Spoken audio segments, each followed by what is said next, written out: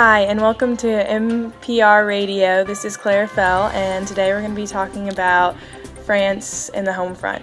So for the economic impact, there are many gains, and so one was it was a profitable time for industry, and that was because the economy kind of came together because of the war to support the war effort, and the result in that was it was the world's biggest producer of aircrafts, and also they had a huge industry in pharmaceuticals, aluminum, and automobile. And also government agencies were formed, and this was supervised by the Ministry of Munitions. And these agencies worked hard to organize the war effort, and they regulated most things in the economy. And this resulted in a state-organized economy. And because of this organization, morale was maintained, because otherwise, without these organized economies and these organized government agencies, France would have suffered badly if the government had not imposed fair distribution of food, clothes, and fuel.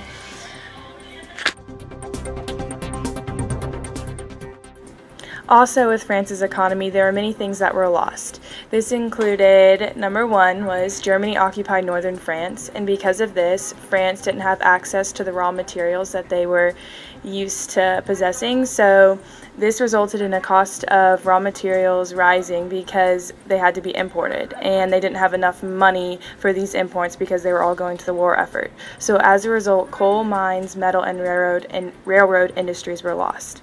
Number two, there was a poor distribution of supplies and goods, so even though it was a state-organized economy and everyone came together to support the war effort, a lot of times there was just a poor distribution of these goods that were organized. So this resulted in shortages, shell shortages, exported material shortages, which included civilian products, and some equipment was not replaced. And so number three of the losses was companies could call back reservists, and reservists were soldiers who kept their status in the army, but they were called back to work in the factories. And as a result of this, companies held power over reservists because they had the power to either send them back to the war or take them from the war, and so this resulted in low pay rates. And so lastly, the economy became devoted to the war effort, and while this was a good thing, it also became a bad thing for businesses because the army was a monopoly purchaser and could set prices, and so this became a problem for businesses. So as a result, businesses linked together to try and gain more power. So I want to hear your opinions. Call NPR 7777. So once again, call NPR-7777 to voice your thoughts and opinions. So next, after this short break, we are going to Nicole to hear about control propaganda. This is Claire Fell signing off. Have a great day.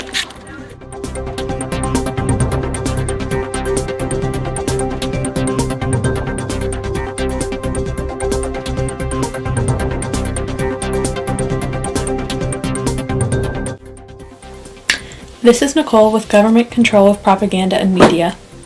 Bad news was not published to maintain the morale of the people. However, over-optimistic articles were banned as well. Speeches that showed doubt about the war were not published, and as a result, people began to question the validity of the press. Government censorship was initially meant to cover military matters, however it became increasingly political. The War Ministry controlled what information was told to the public, for example the number of French losses during battle. Editors who included negative articles could get into serious trouble. And now to Avery with the resistance movements against the war.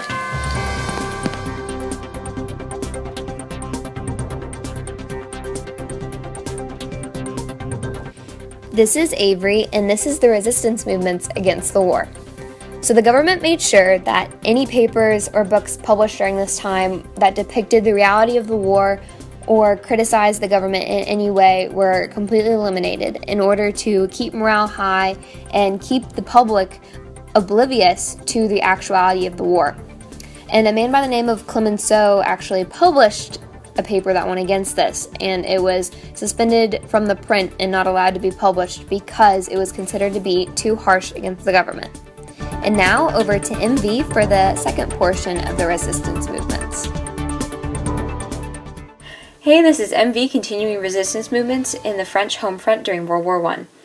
Several factory strikes occurred due to low pay and poor housing on factory grounds. These were not actually conducted by males, but by females, due to the fact that many male workers were intimidated to not strike because they could have been called to war at any moment. They'd heard stories from the soldiers and knew that their jobs in the factories, despite the low pay and poor housing, was better than those in the trenches. So the majority of women conducted the strikes due to desiring more pay to buy food for their children as well as better housing for their kids. And now to Carrie with the social impact the war had. Alright, so the social impact of the war in France. France used conscription to build up the army, and data shows that about 75% of all men between ages 20 to 55 were conscripted into France's army. And during that time, an important goal was to maintain morale in both civilians and the soldiers to keep faith in the war effort. Also, a rare change happened because women, children, and older family members began working, and that caused revolutions after the war. Teachers also began emphasizing patriotism in classrooms during the war, and many school teachers were asked to record people's feelings about the war to give the government an idea of what was happening. Also during the war, wages of all civilians went up, not because of inflation, but because so many soldiers were gone away to work that there was more sources for income. For example, there were less farmers to produce crops, so the few farmers that were left behind could sell their food to a larger market. Also, violence about the war became a popular topic for novels, and an example of that would be Le Feu by Barbusse. The media, however, tried to sugarcoat the news during the war to make people believe that the war was fine and that nothing bad was happening, but everyone knew what was going on in the trenches because of the reports that soldiers brought back from the war. Many soldiers came back from the war with serious traumas, but they could not seek treatment because generals and doctors and other officials usually thought that men were too strong to suffer from what they called feminine hysteria. So many soldiers went untreated with problems like PTSD. Well, that's the end of our time. This has been NPR, France World War I Homefront, and thanks so much for listening. Tune in bright and early tomorrow at 7 a.m. to hear more. Thanks!